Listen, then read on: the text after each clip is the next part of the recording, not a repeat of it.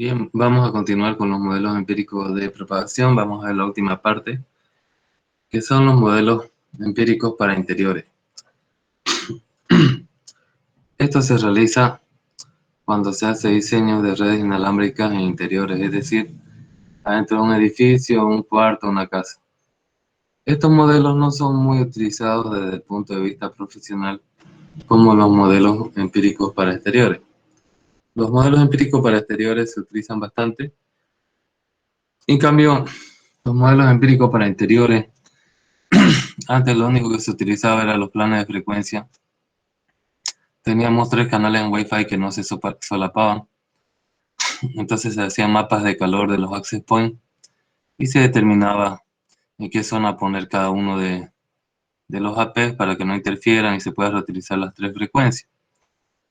Sin embargo, ahora los AP vienen con una selección automática de frecuencia y por lo tanto ya ni siquiera eso es tan necesario hacer.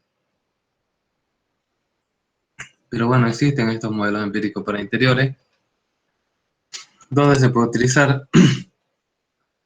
Hay empresas como por ejemplo las grandes transnacionales pesqueras, petroleras, productoras de alimentos o ropa, que quieren tener todo certificado, en ese caso también sus enlaces internos dentro de sus edificios, o casas o cuartos tienen que estar también certificados, entonces ahí se utiliza modelos empíricos para interiores para poder soportar de forma documental todo el diseño de los radioenlaces internos que han hecho. Pero no es muy utilizado. Las empresas del medio, ni siquiera en el área bancaria donde yo he trabajado se utiliza estos cálculos. Para exteriores sí, para realizar radioenlaces sí se utiliza bastante. Ambos tipos de modelos se puede utilizar tanto por cálculo como también por software.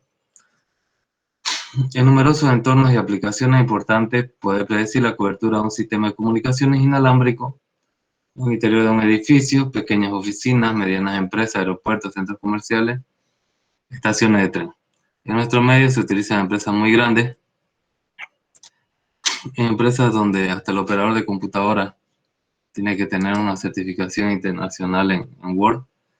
Esas empresas en nuestro medio son las petroleras. Ni siquiera las telecomunicaciones hacen esto.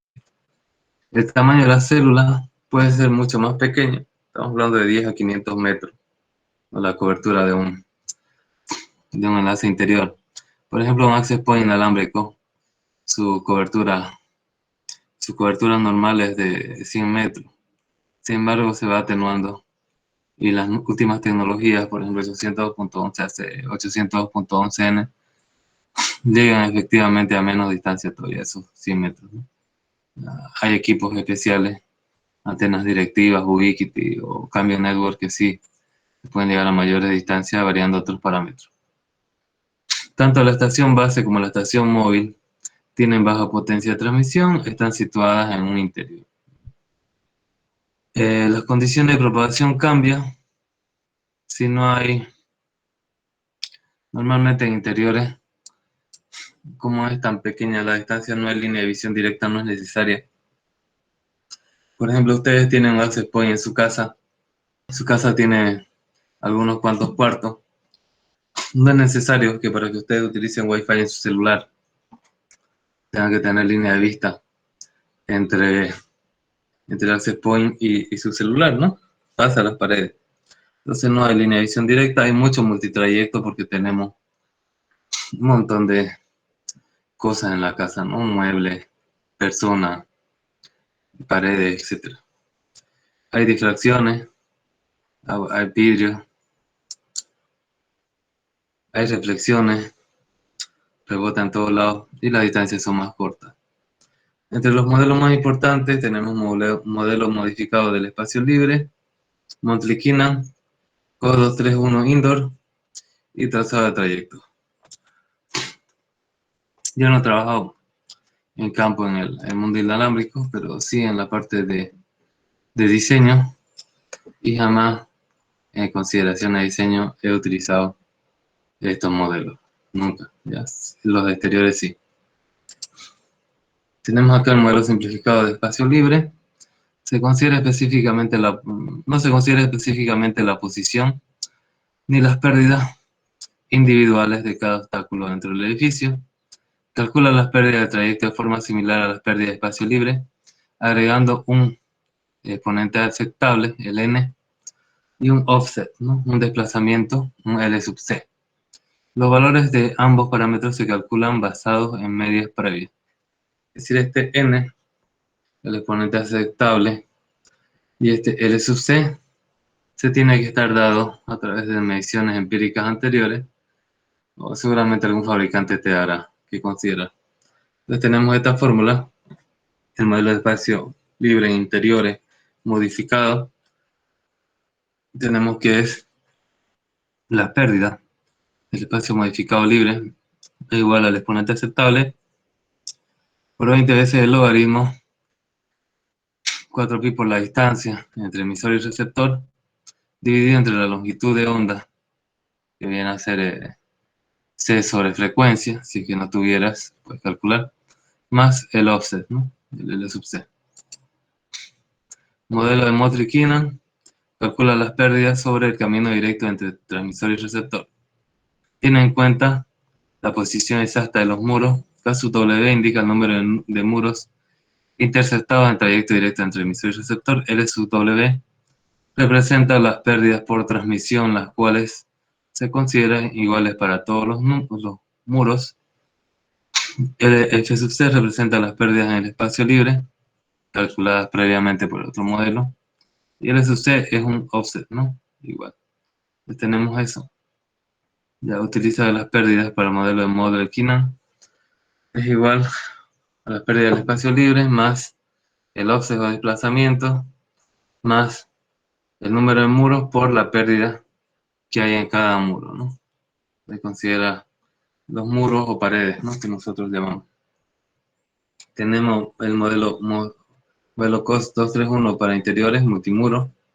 Este modelo se calcula las pérdidas de trayecto de forma similar que el modelo Mottl-Keenan. Considera las pérdidas de penetración individuales de cada muro y cada piso dependiendo del tipo de material que los constituye. K sub W sub I, número de muros penetrados de tipo I. K sub F, el número de pisos penetrados. LW sub I, pérdida del muro de tipo I. L sub F, pérdidas de los muros adyacentes. Y tenemos N, es el número de tipos de números. Bien. Acá L sub F es la pérdida de piso adyacente.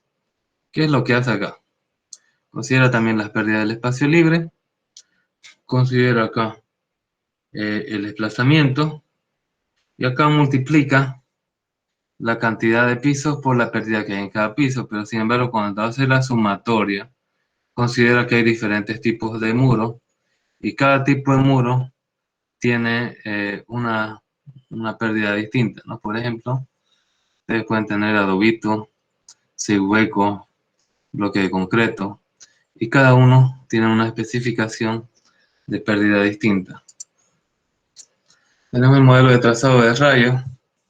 El modelo no empírico simula físicamente la propagación de ondas de radio. Trata de utilizar la física o física óptica, ¿no? Se considera señales con pequeñas longitudes de onda pueden estudiarse igual que la propagación de la luz. Permite predecir otros parámetros de propagación. Puede hacerse en 2D o en 3D.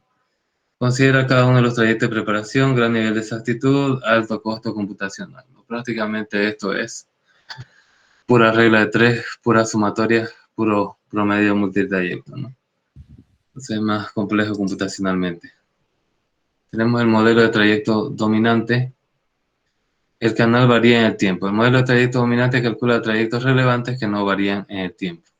Cada trayecto relevante agrupa grupos de características similares, rayos que atraviesan un pasillo, transmisiones a través del mismo muro. Entonces, lo que ve acá, este morado y este naranja considera que son trayectos dominantes, porque no hay mucha variación. Estos verde y azul, al moverse la receptora, va a variar la intensidad de la señal, ¿no? Entonces considera solamente los dominantes. Bueno, eso es una simplificación que puede ser interesante porque tendrá los rayos con mayor potencia, pero también no considera todos los factores como este, ¿no? El multitrayecto acá, el trazado de rayos. No considera ahí todos los factores. Bien, simulaciones y resultados. Todo esto, todos estos cálculos que ustedes han visto, en realidad a mí me interesa que a estas alturas obviamente se supone que si ustedes tal vez hacen una investigación que quieran mejorar el modelo Cumbrahat, Long Radius o cualquiera, tienen que saber calcular desde la óptica básica hasta poder llegar a la fórmula, ¿no? Pero a mí me interesa que ustedes sepan de qué parámetros son los que utiliza el modelo, por ejemplo, alturas, distancias, frecuencias, longitud de onda, y dónde aplicar, ¿no? En entornos urbanos, en entornos rurales. Ahora, esto se puede hacer por software. Ya, por ejemplo, eh, Radio Mobile, AirPlanner, LeanPlanner, ya tienen software que implementan estos modelos. Cada uno implementa un modelo distinto. Pero si ustedes son proyectistas de radioenlace, deberían tener por lo menos una tabla de fórmulas en caso de que algún día falle el software o necesitan alguna comprobación o por alguna certificación necesitan hacer el cálculo, pues lo puedan realizar, ¿no? Lo mismo para interiores. Pero básicamente esto se va a hacer muy rápido cuando ustedes dominen los software de simulación. Existen diferentes plataformas software para predecir la cobertura de un punto de acceso en el interior del edificio. Utilizan alguno o varios métodos de puestos, a veces utilizan más de uno. Entradas al proceso. Planos del edificio. Necesitamos saber cómo es la distribución del ambiente. Material del que se compone cada elemento. Por ejemplo, concreto, revoque, ladrillo visto, etc. Descripción de transmisión, qué potencia, qué frecuencia, qué diagrama de radiación tiene, por ejemplo. Nosotros, hasta 802.11n, tenemos transmisión omnidireccional. A partir de 800.11ac tenemos antenas adaptativas, que son antenas directivas. Bien, ¿cuál es la salida del proceso de simulación? Diagramas de cobertura, que tienen la potencia media recibida, diagrama de cada localización, estadística de señal recibida en los diferentes puntos del ambiente que ustedes están simulando. Hay software que son más precisos y hay software que son solamente para enlaces punto a punto, que son más exactos. Bien, acá tenemos algunos resultados. Por ejemplo, las entradas tenemos el plano del edificio, los materiales de qué es cada tipo, características de los access points, qué potencia, qué frecuencia, qué tipo de diagrama, la aplicación, el modelo de propagación. Ya, aquí está utilizando un modelo, este acá que se ha visto, un modelo Kina, un multimuro está utilizando. Un multimuro está utilizando. Ya, entonces, ¿y cuál es la salida?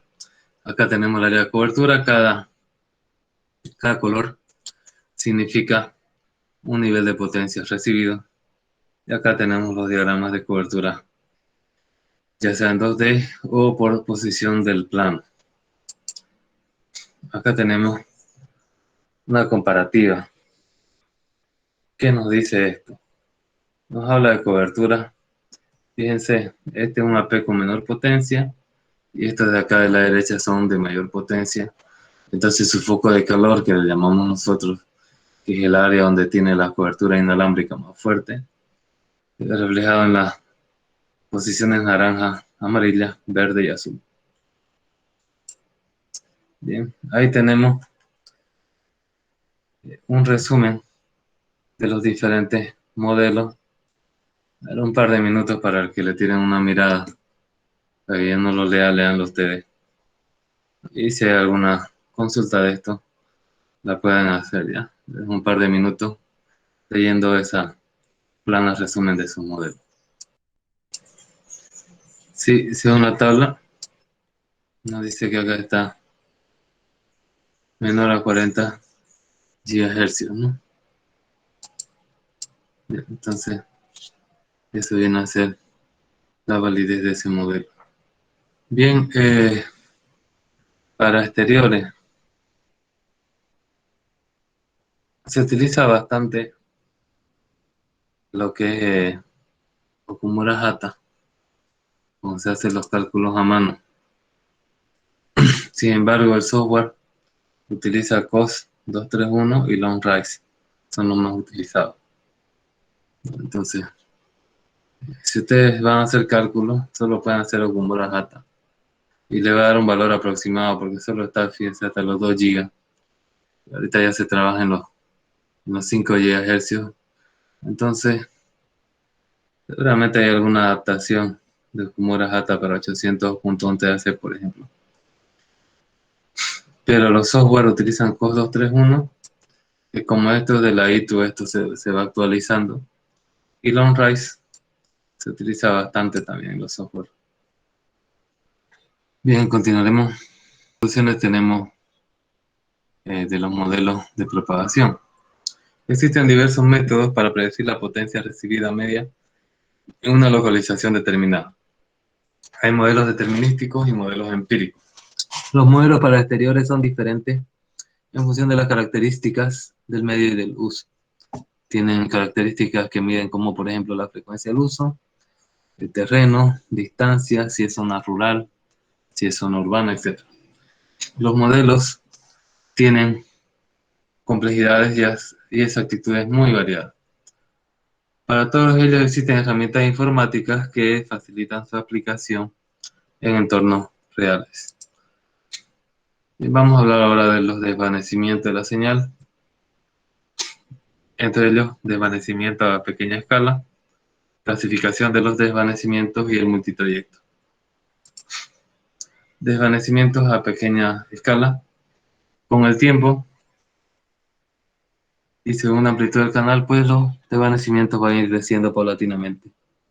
Hasta ahora se han analizado desvanecimientos a gran escala, ahora se analizarán los de pequeña escala. La amplitud en el receptor tiene rápidas variaciones debido a la interferencia constructiva y destructiva de los múltiples rayos. La variabilidad depende de varios factores, entornos que se dispersan la señal, paredes, obstáculos, movimiento del transmisor, receptor y o de los propios obstáculos. Los desvanecimientos a pequeña escala son muy importantes para el análisis y diseño de sistemas de comunicación inalámbricos.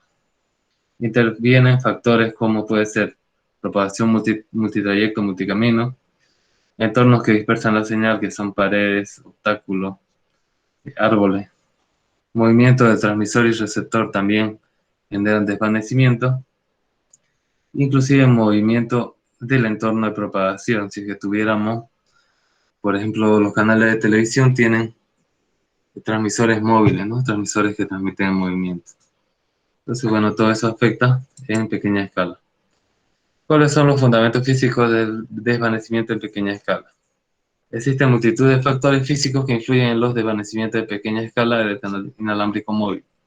Propagación multicamino, entornos que dispersan la señal, movimiento del transmisor, receptor, movimiento del entorno de propagación y también cambios en el canal debido a condiciones climáticas, básicamente. Acá tenemos una justificación del estudio de los desvanecimientos en pequeña escala. Sea un enlace de comunicaciones cuyo canal se puede modelar con el modelo Motry-Kinnan. El receptor es una PDA equipada con Wi-Fi que se mueve por un edificio de oficina.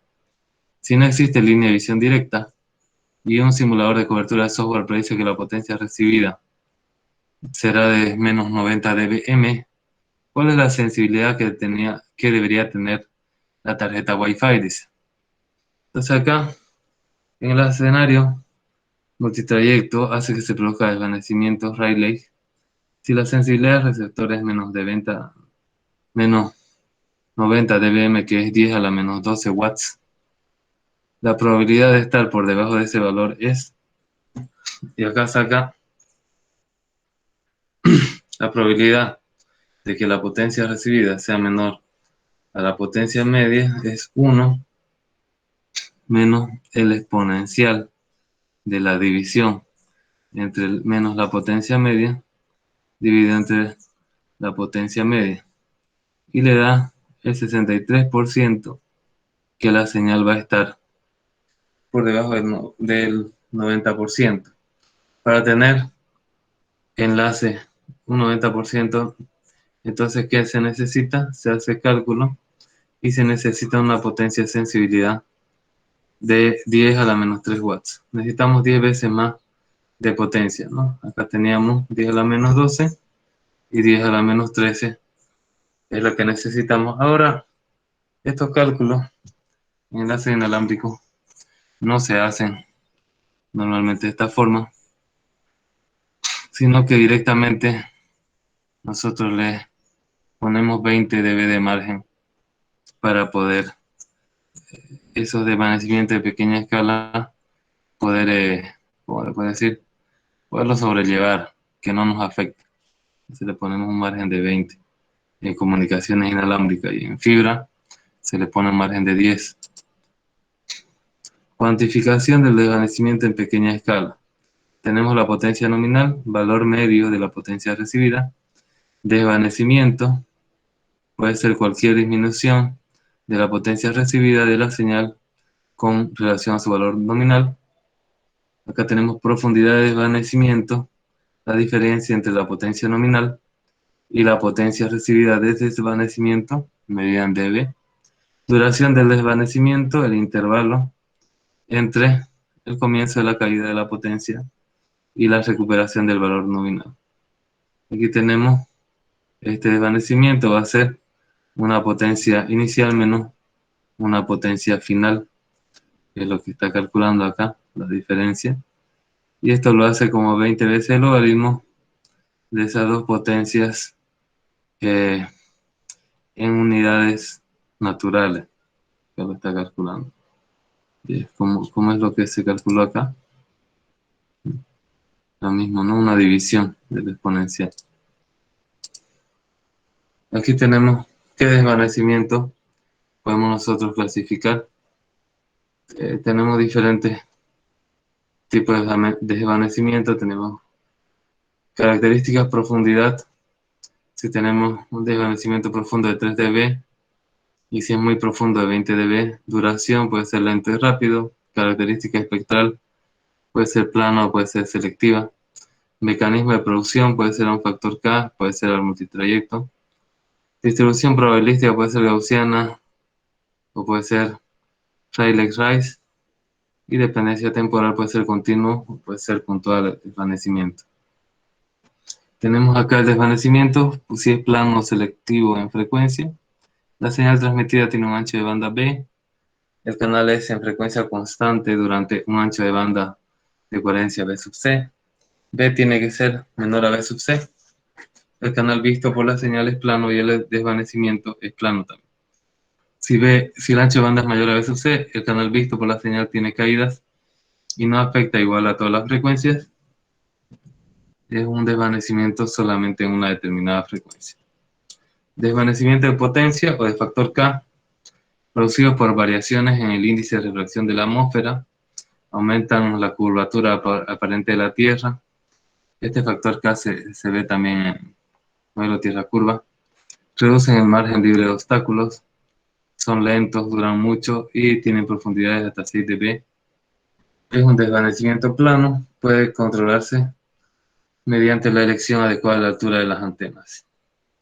Porque ya si es que más alta, no afecta la curvatura de la Tierra, el desvanecimiento que produce, ¿no? Ese factor K. Tenemos acá el desvanecimiento por multitrayecto. Hay varios caminos de propagación entre transmisor y receptor. Se produce una interferencia entre los rayos que llegan. Uno puede ser de visión directa y los otros pueden ser reflejados. Puede ser selectivo en frecuencia o no. Si existe línea de visión directa, va a haber un rayo principal, más rayos reflejados, que es la distribución Rice. Si no existe línea de visión directa, solamente va a haber rayos reflejados y eso va a ser distribución Rayleigh, ¿no? Acá tenemos cómo él se va moviendo y tiene rayos directos, tiene un rayo directo y tiene otros reflejados, ¿no? Que no son en línea de vista. Acá tenemos fundamento físico de multitrayecto. Imagínense el caso solo con dos rayos recibidos, de todos los cálculos que hay que hacer para considerar ese multitrayecto. En realidad el entorno de propagación es mucho más complejo y todo va desde las tejas, todo hace rebote, ¿no? Que se complique el cálculo del multitrayecto. ¿Qué fundamentos físicos tiene? Estos efectos provocan que la fase y la amplitud sean aleatorios. Además, en escenarios reales el número de rayos es mayor, ¿no? Tenemos múltiples ondas con amplitud y fase aleatoria y la señal recibida va a ser la suma coherente. Para ello, en el diagrama se utiliza fasores, ¿no? Entonces se utiliza fasores, acá utiliza eh, matemática compleja para poder determinar cuál es en realidad el promedio, se podría decir, de la señal recibida. Típicamente las amplitudes siguen una distribución normal, gaussiana, y la fase una distribución uniforme. Si a esto le añadimos movilidad, todavía se complica más la señal recibida porque hay efecto de desplazamiento de frecuencia que se llama el efecto de Doppler, que produce mayor aleatoriedad en la señal recibida. Entonces acá tenemos un modelo de canal Rayleigh. Rayleigh es cuando no hay línea de visión directa y todos son rayos reflejados. Entonces acá hace el cálculo de 20 rayos reflejados con esta fórmula compleja. Cada uno de ellos va a tener una amplitud y fase aleatorias y un ángulo de incidencia también aleatorio. Entonces va a tener un campo total de suma de 10 campos de rayos. Se representa en un histograma de campo eléctrico. También parte real e imaginaria. Representamos ahora la amplitud del campo eléctrico total recibido, ¿no? Y acá fíjense todos estos cálculos de todos los rayos que se está recibiendo. Esto, si no se hace por software, y ustedes miden en un instante dado una potencia recibida, se van a tardar un año, ¿no? En hacerlo esto ustedes a mano con cálculo. Entonces esto es el software que tiene acá, cómo llegan las diferentes señales y el histograma que resume según los dB de la parte real e imaginaria en donde se concentra la potencia recibida. Tenemos acá ese modelo de canal de Rayleigh. El modelo de campo eléctrico tiene el siguiente histograma. Tiene una función de probabilidad de Rayleigh que está basada en la altura y en el ángulo de incidencia por el exponencial de menos la altura al cuadrado por 2 veces el ángulo de incidencia al cuadrado. Sea cual sea la potencia media, la potencia en un momento dado puede ser casi cero. Es necesario trabajar con porcentaje. Entonces acá, canales multitrayecto en banda ancha. Cuando el ancho de banda de nuestra señal es muy grande, es decir, el ancho de banda es mayor a ese ancho de banda del ruido. Entonces tenemos acá la señal de desvanecimiento plano y selectividad en frecuencia. En el tiempo los símbolos duran poco.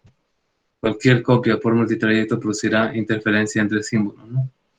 Aquí tenemos señal de banda ancha, trayecto directo, y acá va a haber una interferencia intersimbólica. Fíjense cómo este símbolo se ha desplazado porque tiene otro camino, ¿no? Entonces tenemos interferencia acá. En lo que es banda estrecha, también hay una interferencia intersimbólica, ¿no? Cuando los símbolos se solapan en vez de donde debería estar. El rayo directo siempre va a ser el mejor camino, pero hay problemas por los rayos reflejados. Entonces, transmitimos un pulso estrecho y recibimos copias de pulsos retardados. Esta sí se mide mediante el parámetro de dispersión temporal del canal. Si la dispersión del canal es menor que el tiempo de cada símbolo, no hay interferencia intersimbólica, porque se considera que es el mismo símbolo. Si el canal dispersa un símbolo hasta que se solapa con el siguiente, es decir, tu tiempo de guarda es de 10 microsegundos, significa que cada 10 microsegundos va a llegar un nuevo símbolo. Si es que llega una copia del mismo símbolo a los 11 microsegundos, entonces va a haber una interferencia intersimbólica con el símbolo que tiene que llegar con el anterior. La interferencia intersimbólica es la versión en el tiempo de la selectividad en frecuencia. La interferencia intersimbólica tiene selectividad en frecuencia y acá hay un tiempo de guarda para que las copias del mismo símbolo sean despreciadas en caso de que lleguen antes de que tenga que llegar el nuevo símbolo. Existe otra causa muy importante de la degradación de la señal en banda ancha, que viene a ser el movimiento. Al desplazarse un móvil por un campo eléctrico, la amplitud del campo varía en función de la velocidad.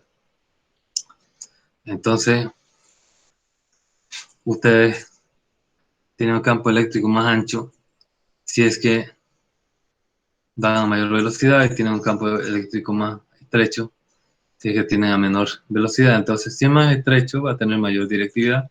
Si es que es más ancho, su directividad va a ser más reducida y puede tener más problemas de degradación de señal. Existe un efecto físico que se llama efecto Doppler. La frecuencia vista por el móvil aumenta o disminuye comparado con la frecuencia que se ha enviado por el transmisor. Aquí tenemos a una frecuencia de 75 Hz y va percibida como 91 MHz, y a otra frecuencia de 120 kHz va a 91,25 MHz. Esto es dependiendo cómo se desplace mi móvil. Cada componente multitrayecto experimenta un efecto Doppler diferente. Ya cada camino múltiple llega con una frecuencia diferente. La señal se expande, se distorsiona en frecuencia, ¿no? Entonces tenemos que sumar. Puede llegar copias de la misma señal más allá por efecto del multitrayecto, porque se está desplazando. Entonces puede producir también interferencia intersimbólica. La suma de los diferentes trayectos con diferentes Doppler produce dos efectos: dispersión en frecuencia, es decir, que se ensanche la señal de forma no programada en principio por nuestro sistema de telecomunicaciones; y selectividad temporal. El canal no se comporta igual dentro del mismo tiempo de símbolo, dependiendo a qué velocidad vaya. Entonces existe dispersión en frecuencia que produce selectividad en el tiempo. Y acá tenemos, cuando tenemos un canal con multitrayecto en el receptor o el transmisor que se mueve. Entonces tenemos acá como el tiempo y frecuencia varía. Este es un canal que está fijo y este es multitrayecto, ¿no? Como hay copias de la señal de diferente intensidad alrededor del punto donde debería llegar nuestra potencia óptima. La señal recibida se dispersa en tiempo y en frecuencia, se produce interferencia entre símbolos y selectividad temporal. Es necesario el uso de técnicas avanzadas en los receptores que alivien los efectos del canal multitrayecto. Esto ya en los receptores modernos se produce, ya tenemos nosotros a través de software, ya está programado para que tengan tiempo de guarda óptimo. Por ejemplo, en los primeros celulares que ustedes se andaban en micro nomás, y cuando les llamaban no podía casi hablar. Después los primeros celulares que tuvieron internet, también no se podía comunicar uno en el micro, no se perdía la señal. Y ahora ya ustedes pueden, en movimiento pueden hacer una llamada telefónica, entonces por WhatsApp, por ejemplo. Entonces se va mejorando la capacidad de los receptores al multitrayecto y al movimiento, ¿no? Con el tiempo. Bien, finalmente, ¿qué podemos decir? La presencia de elementos dispersores genera diferentes caminos entre transmisor y receptor. El movimiento del transmisor al receptor provoca cambios en la frecuencia e inestabilidad en las propiedades del canal. Esto puede producir diferentes efectos: desvanecimiento profundo de la señal, interferencia entre símbolos, cambios en la frecuencia recibida. El modelado matemático de estos efectos es importante para poder predecir su aparición y combatir sus efectos, ¿no? Entonces, bien, recapitulando un poco lo que hemos visto en esta última parte, se llama balance de enlace y modelo de propagación. ¿Qué significa balance de enlace? Balance viene a ser una comparativa con una referencia. ¿Cuál es esa referencia? La referencia viene a ser mi sensibilidad del receptor. ¿Quién le da esa referencia? me la va a dar el fabricante del equipo receptor. ¿Para qué hago esa comparativa? Para ver si me llega la sensibilidad del receptor, es la potencia mínima del receptor, para considerar mi enlace viable, para considerar que yo pueda entender lo que me llegue. Puede que me llegue señales más bajas que esa sensibilidad, pero no van a ser entendibles según el fabricante por el sistema de comunicación. ¿Cómo se calcula? Básicamente, se dice que la potencia recibida, que se va a comparar con la sensibilidad, es igual a la potencia transmitida más las ganancias que haya en receptor y recepción y menos las pérdidas. Ahora yo puedo considerar un margen de sistema o un margen de diseño también, ¿no? Que también le voy a restar porque hay efectos de desvanecimiento pequeño que no se pueden calcular totalmente. Que por ejemplo, si yo digo la sensibilidad de mis receptores es menos 20 dBm, y yo a mis cálculos y exactamente me llega a menos 20 dBm y digo, sí, está bien la señal, pero una pequeña lluvia, una pequeña patada, por ejemplo, a la radio base, puede ser que mueva un poco la antena y ya no llegue la señal que nosotros queremos, ¿no? Entonces, para poder hacer ese balance de enlace, ¿qué es lo que calculamos? La potencia de transmisión nos lo va a dar el fabricante, las ganancias también lo va a dar el fabricante, pero las pérdidas hay que calcularlas, ya sea por software o matemáticamente. Las pérdidas se consideran las básicas, que son del espacio libre, que básicamente considera la distancia, considera la frecuencia, entre otros parámetros. Sin embargo, hay modelos más avanzados que consideran factores como la longitud de onda, consideran factores como las alturas y también factores derivados según las condiciones de las antenas que tengamos, ¿no? Derivados de esas alturas. Entonces nosotros hacemos cálculo de pérdida. ¿Cómo se hace esos cálculos? Se hace con modelos de propagación. Esos modelos pueden ser empíricos o pueden ser analíticos también. Cuando es analítico se basa en la física óptica y bueno, se va complicando para entornos reales porque hay multitrayecto, hay movilidad, etcétera, etcétera, muchos factores. En cambio, los modelos empíricos son mediciones que se han hecho y se hacen tablas, se hacen gráficas, en base a esas gráficas se hacen tablas y en base a esas tablas se hace un modelo aproximado de una ecuación diferencial haciendo una transformación lineal. Entonces se llega a una fórmula que es la que nosotros utilizamos como proyectistas de radioenlace. Ahora los modelos exteriores son bastante utilizados para el diseño de radioenlace. Los modelos interiores se utilizan cuando las empresas quieren certificar hasta los últimos radioenlaces que tienen interiores. Radioenlaces que estamos hablando desde el punto de vista de PDA, Access Point, eso no se considera normalmente, no cualquier empresa, peor en la vida diaria personal no se lo utiliza. Pero algunas empresas que quieren certificar todo, absolutamente todo, sí hacen los cálculos de modelos, eh, de modelos empíricos en interiores. Aunque también se ha visto que hay modelos analíticos que consideran multitrayecto, pero sería un cálculo bastante engorroso considerar cada arista de cada mueble que existe en el edificio, en cada pared. Imagínense, ¿no? Es complejo. Ahora, esos son desvanecimientos a, a gran escala que consideramos distancia, frecuencia, longitud de onda, altura receptor, altura transmisor y también las características del terreno.